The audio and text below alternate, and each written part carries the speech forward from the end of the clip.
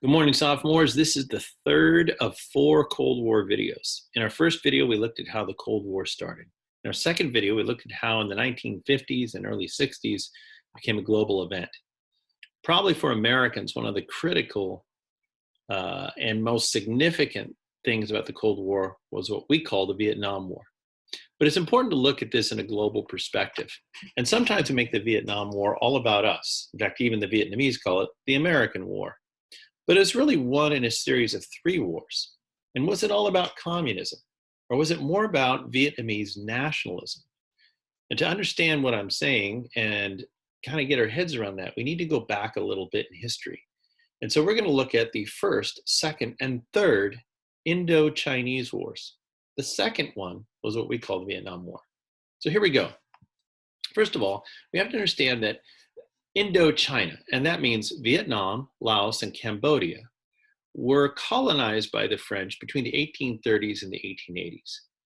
Now, this part of the world has had a long relationship with imperial powers. Before the French showed up, we got to remember the Chinese spent many, many centuries trying to colonize Vietnam and those other areas around it. And so Indochina, the area between India and China, that is Thailand, Laos, Vietnam, Cambodia, that area has long been caught between the imperial ambitions of the Chinese and their own national pride. And so then the French show up and they colonize this area in the 19th century and well into the 20th century. Now, leap forward to World War II, when the Japanese occupy Indochina. Remember, France at this point is Vichy France, that is the pro-Nazi French government, when the Japanese show up in 1940. So the French actually collaborate with the Japanese, at least in this colony. These are not the Free French or the French Resistance. And in fact, the Americans supplied weapons and even gave training to the Vietnamese resistance against the Japanese. In other words, the Vietnamese were the allies of the United States against Japan. Imagine their surprise in 1945 when the war ends and the Vietnamese resistance declares independence, but the Americans bring back the French. That is, the same people who had been helping the Japanese, at least if you're sitting where the Vietnamese are sitting. And of course, this was the Free French, but the Vietnamese are like, look, all the French people we know helped the Japanese. In fact, you Americans trained us to fight the Japanese. Now you're giving us back as a colony to the French.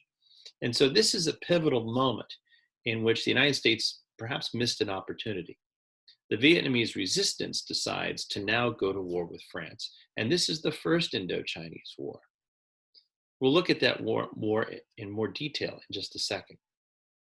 As I said, the Vietnam War, as we call it, is going to be the second Indo-Chinese war. And that's actually going to be followed by a third Indo-Chinese war. If you look at this, Indochina was in constant warfare from 1940 to the 1990s. Today, it's one of the poorest areas in the world, although finally, over the last 20 years, it has some peace and is trying to rebuild. And no wonder, after all these years of conflict. So now let's break down the first Indo-Chinese war. The Vietnamese resistance was led by 2 critical leaders, Ho Chi Minh and Bon Nguyen Giep. General Giep was the military leader. Ho Chi Minh was more the political leader. And they led a group called the Free Vietnamese, or the Viet Minh, against Japanese occupation. Now, they were always planning to also make Vietnam an independent country. As we said in 1945, the United States and the French rejected Ho Chi Minh's Declaration of Independence. And Ho Chi Minh found that he could get more support from the Soviet Union. Ho Chi Minh himself had embraced some socialist ideas while a young man studying in France in the 1920s. This leads to the first Indo-Chinese War, in which the Vietnamese, the Viet Minh, perfect their ability to fight guerrilla warfare, utilizing the rugged mountainous and jungle terrain of the area to fight against a superior enemy. The French had more weapons, they were better supplied, but the Viet Minh managed to outmaneuver them time after time using guerrilla warfare and the advantages of, well, the home field. The French finally faced a major defeat in 1954 when half of their army was trapped in the mountains in a place called Dien Bien Phu. The French actually asked the American President Eisenhower for nuclear weapons, or at least to send American troops.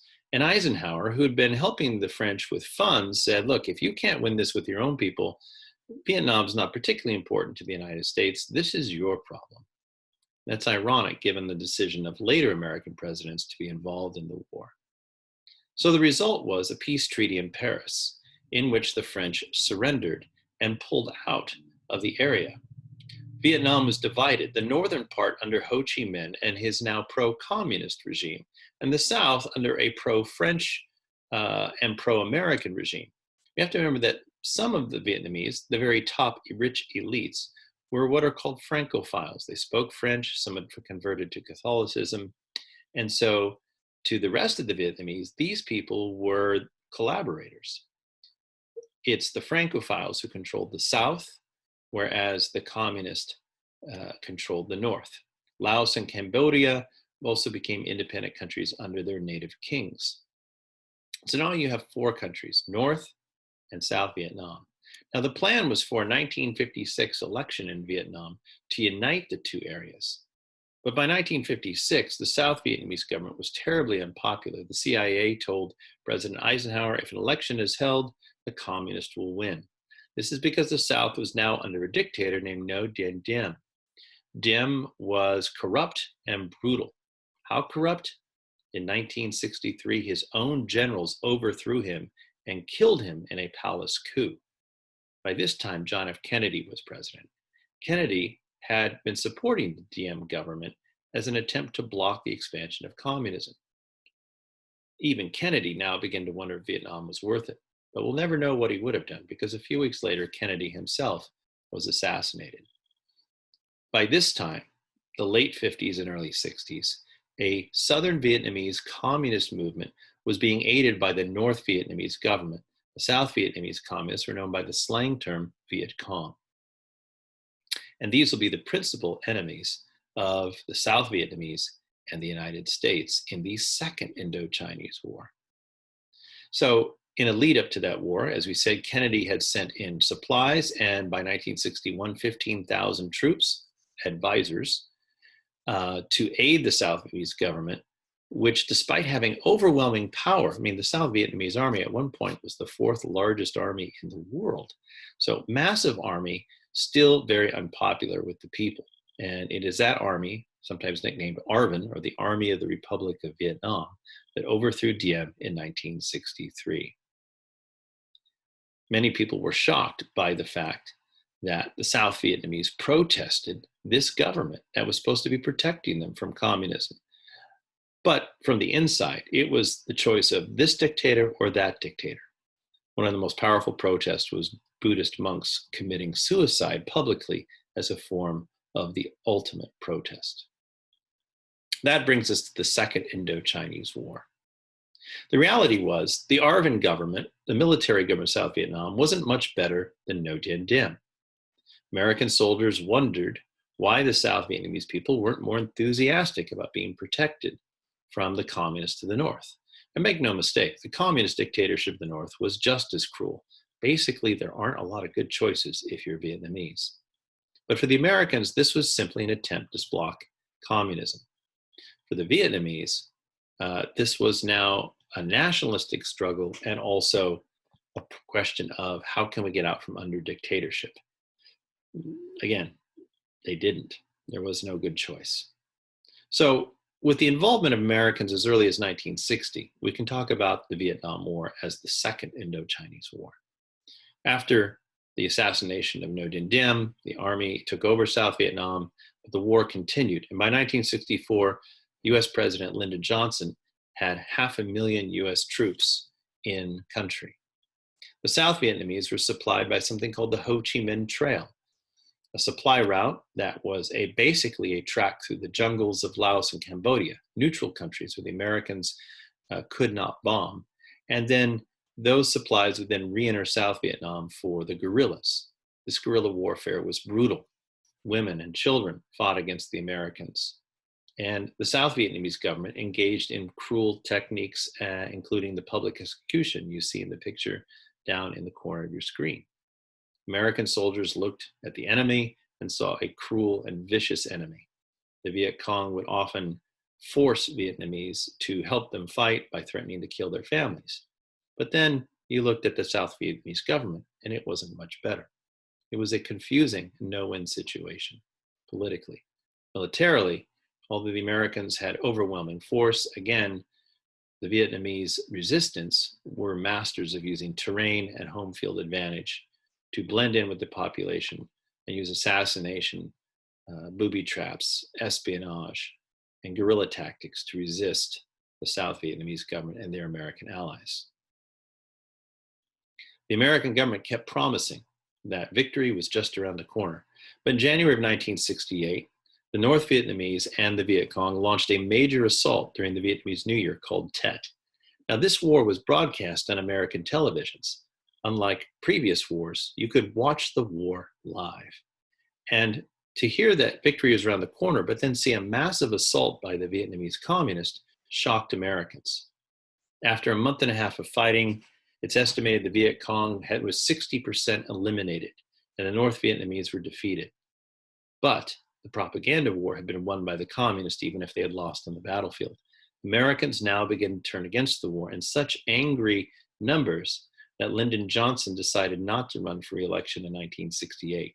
His successor, President Nixon, reached out to China and Russia and even to the Vietnamese in secret negotiations and began to talk about Vietnamization of the war, translation, gradual American pullout. Also, Ho Chi Minh dies in 1969, but his successors carry on the war, including General Giap.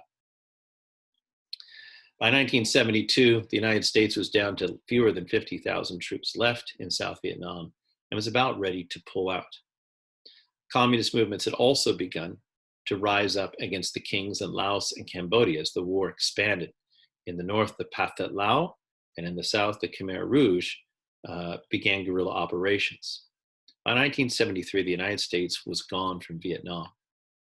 And a few months later, about a year and a half later, the North overran the South, and the Pathet Lao took over Laos, and the Khmer Rouge took over Cambodia.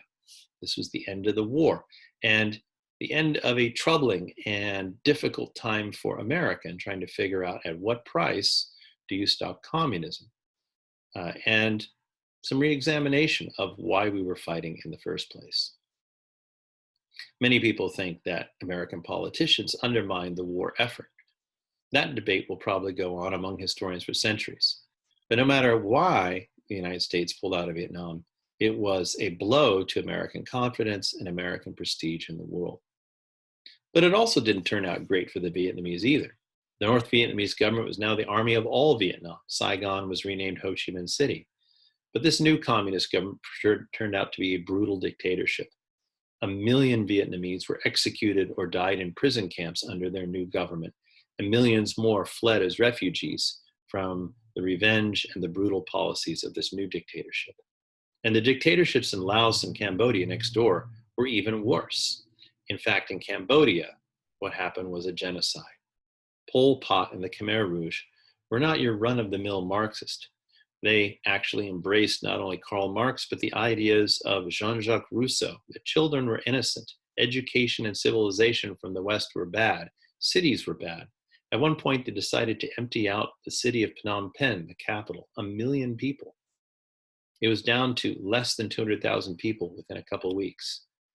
21% of the country died. That's 1.7 million people died in 3 years as the Khmer Rouge created concentration camps trying to recreate human nature.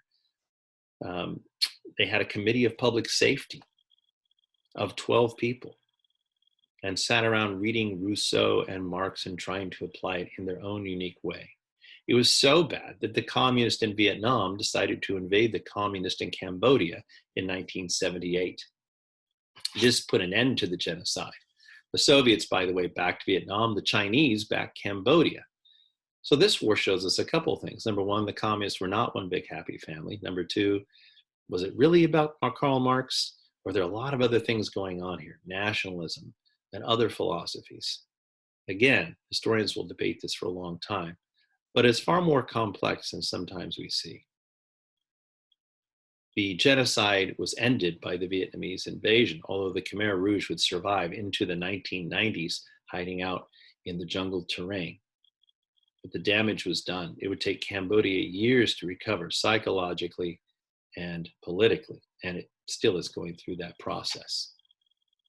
So we see here three Indo-Chinese wars, one about French colonialism, one about the Cold War, but also nationalism and a war between the Vietnamese themselves. And lastly, the third Indo-Chinese war, in which Soviet and Chinese ambitions collided, and strange genocidal dictators had to be stopped by the dictator next door. It's a messy situation. But then again, that's the Cold War in a nutshell. It's far more complicated than just one side against the other. Local, personal, and nationalistic motivations often mixed with bigger Cold War strategies in these proxy wars. In our next video, we'll look at what ended the Cold War in the 70s and the 80s, and finally, the early 90s. So stay tuned for that one coming soon to you.